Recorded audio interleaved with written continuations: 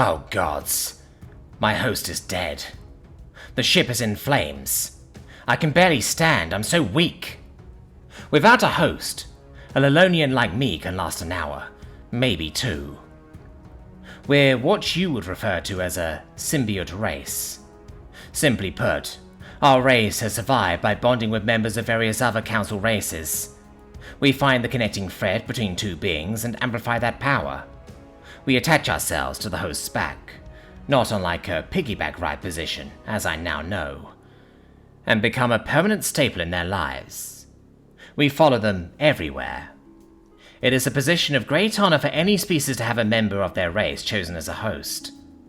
Wars have been fought over the right to even be considered as a host. My previous host lay on the floor, the victim of some loose electrical wiring ripped out of the walls of the ship from the blast. A grizzled Garruk warrior named Dram's Fourth Epoch of Slaughter. We connected over our shared love of food, believe it or not. He loved to cook on his off time, as do I. When placed together, he was capable of creating culinary masterpieces that would rival any 5-star dining establishment.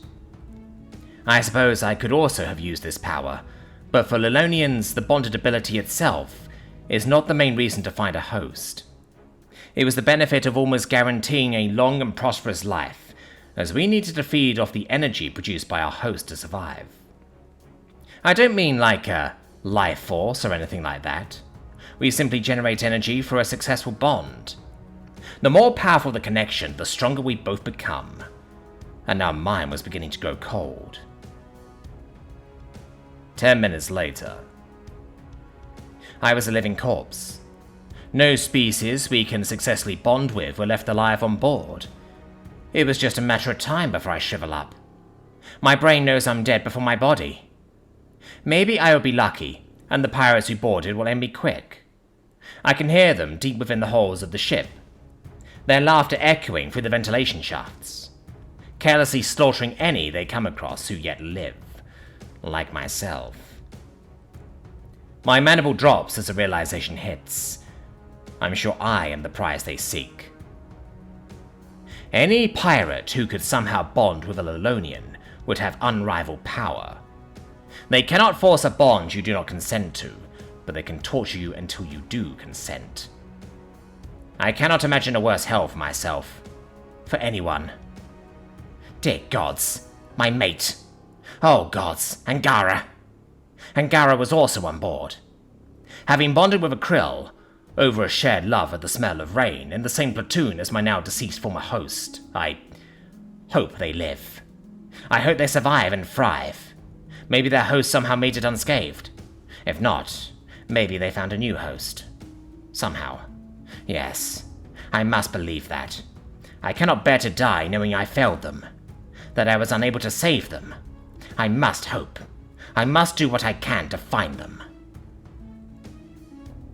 5 minutes later.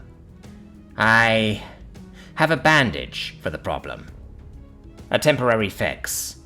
Not sustainable long term, but I'm not in a position to be picky right now. I found a human crew member on board. We do not bond well with humans. They do not have anything they are passionate enough about for us to successfully bond. Every time we try, it is as if we hear their passion as a whisper in a crowded room. Drowned out. A trickle of water in a desert. Is the bonding equivalent of having sleep for dinner.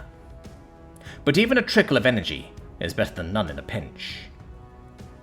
Seeming to understand my plight, he squats down to allow me to clamber up and establish this excuse for a bond. Gods, it's so weak. But it's there. We are tethered. My head rushes as the link begins to try to decipher the thoughts of this human. My first realization is that I cannot understand humanese, or whatever they call it. Even while bonded, I struggle to pick up more than a single word. But this word is repeated. Over and over and over again. Victory. I hear it as a lone note in a cacophony of song. I strain to hear it, but it's there. Echoing throughout his thoughts. Victory. Victory. Victory. He is singularly focused. This lust for violence. I can feel this craving. He's positively brimming with rage. It emanates off of him, an aura of absolute malice bubbling just below the surface. If I had sensed it before bonding, I do not think I would have gone through with it, even in these dire circumstances. He is almost feral in his dedication to this rage. All the while, the drum of war bangs on in his head. Victory! Victory! Victory! Victory! Victory! I push every ounce of energy into trying to telepathically communicate. First, full sentences. Then words. Nothing. No response. He cannot understand. The rage drowns it out. I can only hear his thoughts. Thought. Thanks to a lifetime of training. Victory. Victory. Victory. He is shaking the twisted metal frame of the entrance archway, trying to pull it far enough out for us to move through it into the adjacent room. It's too heavy. We're stuck. We failed. I scream at him to stop trying. We never had a chance. But he can't hear me. With a link this week, to hope he could understand back would be too much.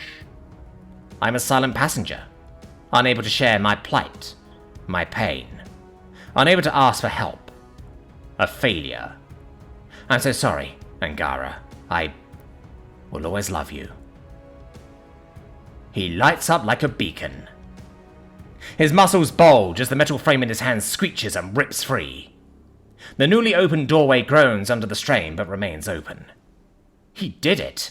We can escape this room. But more importantly, he understands. Not just understand, but feels it. He feels me. We still cannot communicate anything else, but he knows of my desperation for my love. He felt my love. It must have been strong enough to sense, even without formal training, my desire for their safety. I feel him understand. I begin to hear his mantra, a bit louder now, like a radio left on in another room. Victory! Victory! Victory! Victory! Somehow, my desire to save Angara has intermingled with his passion for victory.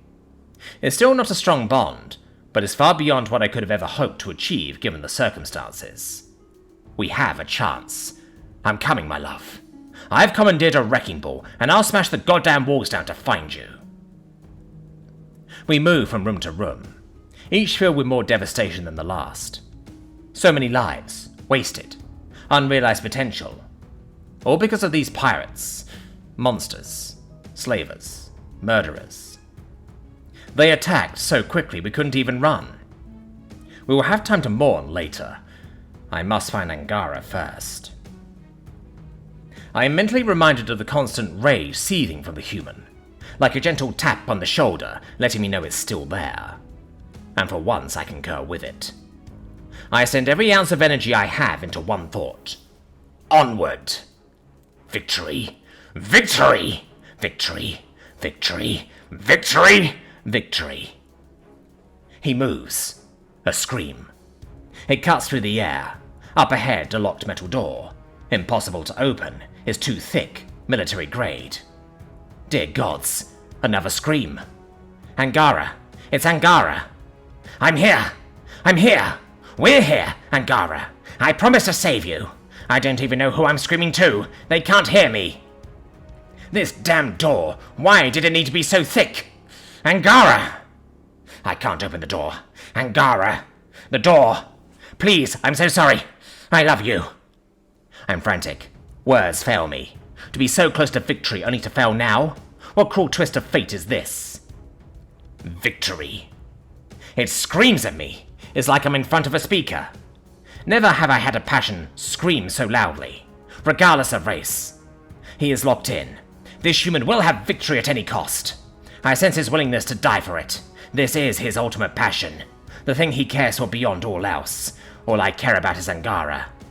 If his unquenchable thirst for victory furthers that cause, I'm all for it. Victory!